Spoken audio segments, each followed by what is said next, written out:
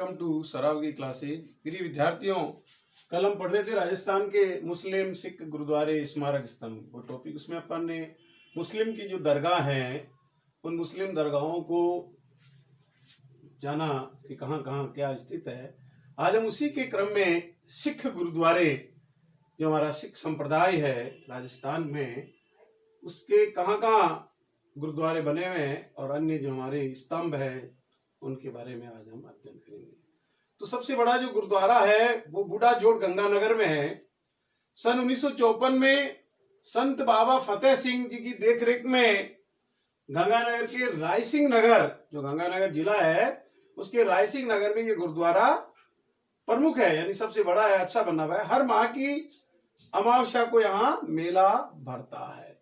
सहावा का गुरुद्वारा, चूरू जिले में सहावा जो कस्बा है वहां पे गुरुद्वारा बना। गुरु नानक में गुरु गोविंद सिंह जी यहाँ आने व रहने की स्मृतियां जुड़ी हुई है, वहां आते थे, ठहरते थे।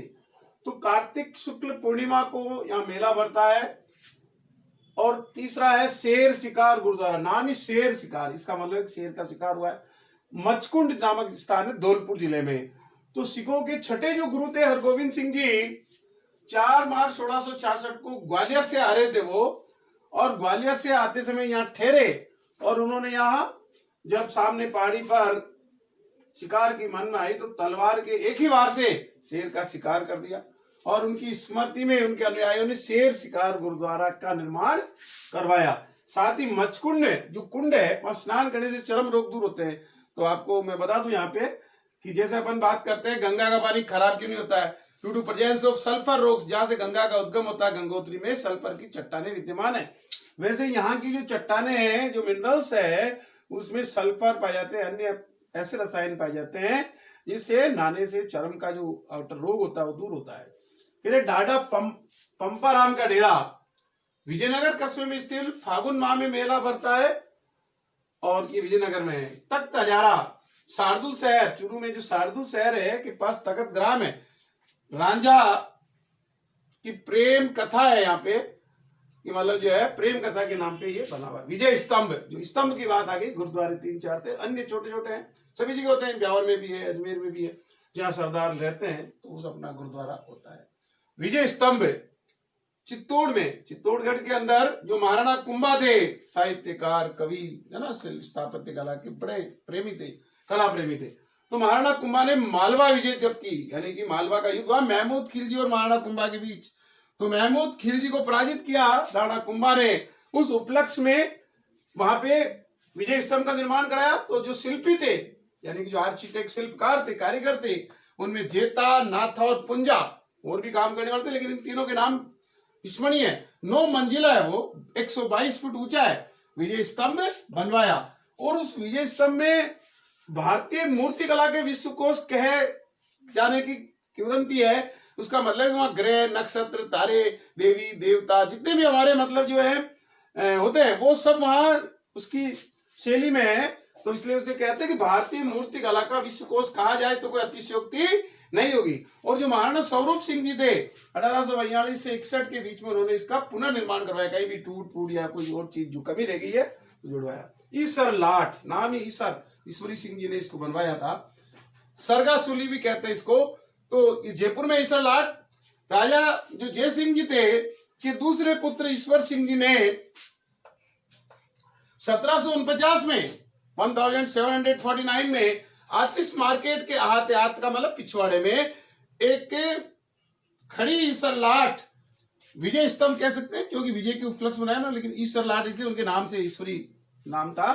तो विजय स्तंभ एक प्रकार का 1748 में जयपुर में मराठा की सेनाओं के बीच में, यानी कि जो जयपुर की सेना थी उधर मराठाओं के बीच में आक्रमण था। और उस समय जो माधो सिंह जी थे वो नेतृत्व कर रहे थे सेना का। तो उनके मन में ये ख्याल आ गया कि राजा ईश्वरी सिंह को हटाकर वो स्वयं राजा बनना चाहते थे। और इस प्रकार से जो है इसे सरगासुली भी कहते हैं। जैन कीर्ति स्तंभ, ये चित्तौड़ में ही है जहाँ विजय स्तंभ है, पास पास में ही दोनों। तो 12वीं सदी में दिगंबर जो जैन थे, बघेरवाल महाजन सानाई के पुत्र जीजाक द्वारा 75 फीट ऊंचा 7 मंजिला जैन कीर्ति स्तंभ उन्होंने अपने प्रथम जैन तीर्थंकर आदिनाथ को समर्पित किया। आदिनाथ भगवान के नाम से उन्होंने बनाया और जो है जिजाक नाम आप विशेष रूप से याद रखें। तो प्रिय विद्यार्थियों, इस प्रकार से हम स्नेह हमारे राजस्थान की जो कला संस्कृति है, इतिहास है, उससे रिलेटेड हर टॉपिक को डिस्कस करेंगे। और इसके द्वारा मैं ये प्रयासरत हूं कि राजस्थान की जीके जिस भी एग्जाम में आए, चाहे वो पटवारी का हो, चाहे वो ग्राम सेवक का हो, चाहे वो वनपाल का हो, वन रक्षक का हो, सभी में आता पूछा जाता है। और आरएस तो यही है। मैं आरएस पैटर्न से ही आपको ये बताना चाहता हूं कि कोई भी चीज राजस्थान के इस सिलेबस में बाहर नहीं आए। और दूसरे कंपटीशन होता है उसमें गाइडों में तो कम किसी दे, लेकिन आपको पता है कि इतने लोगों को बाइफरकेट करने के लिए इस प्रतिस्पर्धात्मक युग में कहीं से भी क्वेश्चन दिया जा सकता है। तो इसका मतलब है कि हमें सारी चीज याद कर लो ना। जब आपने सारी चीज याद कर ली कि भाई आपसे कोई पूछे, ये तो अपन पढ़ रहे हैं, लेकिन मैं हटके थोड़ा टॉपिक से दूर आ रहा हूँ। एक उदाहरण आपको बता, अपन राजस्थान के बारे में सबसे पहले तो 33 जिले आपको याद होने चाहिए। 33 जिलों के बाद में कि राजस्थान के प्राकृतिक विभाग की बात आती है, तो उन प्राकृतिक विभाग को हमने 4 भागों में बांटा। उत्तरी पश्चिमी मरुस्थल, दूसरा अरावली पर्वतीय क्षेत्र, तीसरा पूर्वी मैदानी भाग, चौथा दक्षिणी पठारी भाग। तो इस प्रकार से 4 भागों में बांट दिया। फिर आप नक्शे को देखते हैं, उधर नक्शा भी बोर्ड के साथ आता है। तो उत्तरी पश्चिमी में जो सटा हुआ देश है पश्चिम में, वो पाकिस्तान है। उधर गंगानगर के पास में जो राज्य हमारे पंजाब और मतलब जो है हरियाणा है। और इधर आप आ जाते हैं तो जो यूपी और एमपी है ना, धौलपुर साइड में, और नीचे की तरफ जाते हैं गुजरात और एमपी है। तो एक दिमाग में खाका होना चाहिए। जब आप एक कंसेप्ट ही क्लियर है, क्वेश्चन को जो राजस्थान का आकार कैसा है, तो विषम कोणीय चतुर्भुज जैसा है। राजस्थान का क्षेत्रफल कितना है, 3,42,239 है। फिर उसका 61% या 23% या 39% या जनसंख्या भी ऐसे ही, मतलब जो है कहीं 40%, कहीं 35%।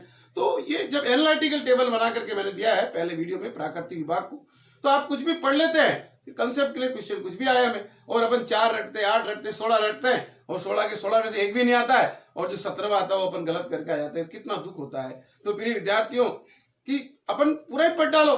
पूरा पढ़ने के बाद अपना जो IQ लेवल होगा वहां अपन स्टैंड हो जाएंगे। अपने यदि अपनी मेहनत उतनी है कि अपन पटवारी बन के जाएंगे, अपनी मेहनत और थोड़ी ठीक है तो अपन टीचर के लाइन में आ जाएंगे, सेकंड ग्रेड फर्स्ट ग्रेड में बीएड करेंगे तो। और यदि अपना IQ अच्छा, सीटिंग पावर अच्छी, कंसेप्ट सारे क्लियर है, तो मैं कहता हूं कोई आरएस बनने से, सारे तो बन नहीं सकते, लेकिन जो इंटेलिजेंट है, जिसकी सीटिंग भी है, जिसकी लर्निंग है, जो गाइडेंस प्रॉपर, लेकिन गाइडेंस ही बालक को प्रॉपर नहीं मिले तो वो फिर सब कुछ जानते हुए IQ होते हुए भी पिछड़ जाता है। और मतलब कहते हैं ना कि गधा तो मतलब घास खाता और घोड़ा को घास भी नहीं अवेलेबल होती है। तो ये वाली बात लागू होती है कि प्रिय विद्यार्थियों, हमें मतलब जो है अपने कंटेंट और अपने कंसेप्ट क्लियर होने चाहिए, विषय वस्तु। और हमने यही सीखा और यही पढ़ाते हम जब BEd, MEd, MPhil in education किया, PG, DHE, post graduate, diploma in high education. तो वहां भाई नॉर्मल ग्रेजुएट करता आदमी और ग्रेजुएट करके IQ होता है तो वो एक अफसर बन जाता है, इसमें कोई दिक्कत नहीं है। लॉ एंड ऑर्डर को चलाता है, इंटेलिजेंट होता है, सिस्टम का प्रोटोकॉल का अधिकारी। लेकिन अनुभव भी कोई भला होती है। अनुभव में उभर करके आता है कि एक एसडीएम साहब से कॉलेज प्रिंसिपल जो होता है, जैसे गवर्नमेंट कॉलेज के जो प्रिंसिपल्स होते हैं उनका स्टेटस अपना, और प्राइवेट की संस्था तो वही है। तो कहने का मतलब उसमें क्या था, उनके पास एक्सपीरियंस होता है, PhD कर रही है, एमफिल किया, नेट किया, पहले मतलब 55% उनके नंबर, अब इधर तो 47% वाला भी आरएस बन सकता है। क्यों बन सकता है, उसने उसके कंसेप्ट को क्लियर कर लिया और धमाक से उसने उस विल पावर पे अपनी उपस्थिति दर्ज कर ली। तो कहने का मतलब कि ये हमारा जो अनुभव है, हमारी लर्निंग, मैंने आपको पूर्व में बताया कि लर्निंग आपकी अच्छी होगी क्योंकि आप कम उम्र में है, आपकी सीटिंग अच्छी है, आपका थकान होने का समय बहुत लंबा होता है, थकान नहीं होती है, इजी गोइंग, और हम लोगों को पढ़ते पढ़ते किताब ओझल हो जाती है। लेकिन अनुभव जो हमने प्राप्त किया इतने वर्षों का, वो शायद आपके लिए बहुत फायदेमंद है। तो मेरा बार बार यही आपसे सीखा गलबा रहता है कि आप ज़्यादा से ज़्यादा जो मेहनत मैं आपके लिए कर पाने की कोशिश कर रहा हूँ, इस कोविड-19 कार्यकाल से मुझे हौसला अफजाई हुआ, जब फ्री था, समय मिल गया, मैंने कहा इस समय का सदुपयोग किया जाए और आप लोगों को ज़्यादा ज़्यादा ज्ञान बांटा जाए। तो मेरा कोई प्रयोजन ये नहीं कि आपको छंद अलंकार देके मतलब जो है ज्ञान मांगना। मेरा वास्तविक सत्य यही है कि करत करत अभ्यास की जड़मती हो सुजान, सिर पर रसरी आवत जावत पड़त निशान। तो यही है कि करत करत अभ्यास के हम जो है आगे ऊंचे बढ़ सकते हैं। और हमारा जो अनुभव है वास्तव में, मतलब मैं 13 अक्टूबर 1991 से आज दिनांक तक कंटिन्यू कार्यरत हूँ। तो इससे मुझे बड़ी वो मिली खुशी की, क्या भी चीज़ें सीखने को मिली। क्योंकि जब हम बीएससी थे तो प्रैक्टिकल और केवल ये था कि काम को करना है। एमए किया तो ठीक है, उसमें प्रैक्टिकल नॉलेज और विस्तृत ज्योग्राफी पे सीखा। लेकिन जब बीएड किया और बीएड के साथ साथ जब स्कूलों में अध्यापन करवाया तो उसमें ये पाया कि कैसे मतलब प्रैक्टिकली ही होता है। और जब कॉलेज में आ गए तो ट्रेनिंग कैसे, लॉ एंड ऑर्डर दिया। ट्रेनिंग का मतलब ये होता है कि मतलब जो है सतत मूल्यांकन।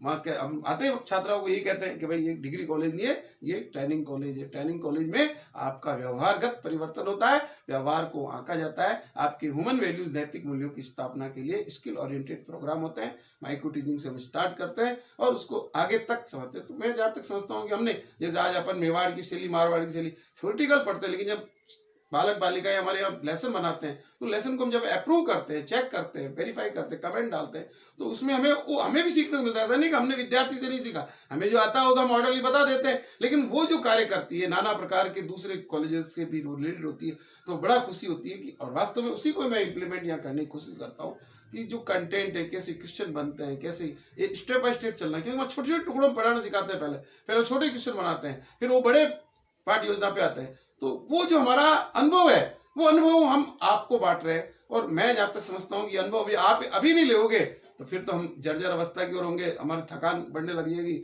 हमारी उम्र जब अपनी जवाब दे देगी या हमारी सीटिंग ही नहीं होगी या हमारी आंखें जवाब देगी, फिर फायदा ही क्या होता है। तो प्रिय विद्यार्थियों, इस गुमराह प्रवृत्ति में नहीं आकर के आप ये सोचिए कि सामने वाला कोचर, सामने वाला गाइडर कितना पढ़ा लिखा है, उसकी क्या एबिलिटी है और वो कितने वर्षों का अनुभव रखता है। इस बात को यदि आत्मसात करते हुए आप अपने निर्णय लेंगे तो जो आगामी कंपटीशन है, जो राजस्थान में अभी सबसे बड़ा कंपटीशन होने वाला है कि रीट का एग्जाम, जिसमें 31-32 हजार मतलब जो है वैकेंसी है, जिसमें लेना है प्रतिभागियों को, तो इस अजमाइश के अंदर आपका निर्णय ऐसा होना चाहिए कि आप अनुभवी से पढ़ना, तो आपको याद आपको करना, मेरे पास कोई दवाई नहीं है कि मैं आपको पिला दूंगा। आप मतलब जो है यदि कटिबद्ध हैं तो मैं भी कटिबद्ध हूं कि मेरा जो ज्ञान है मैं उसको बांटने के लिए लालायित हूं। धन्यवाद।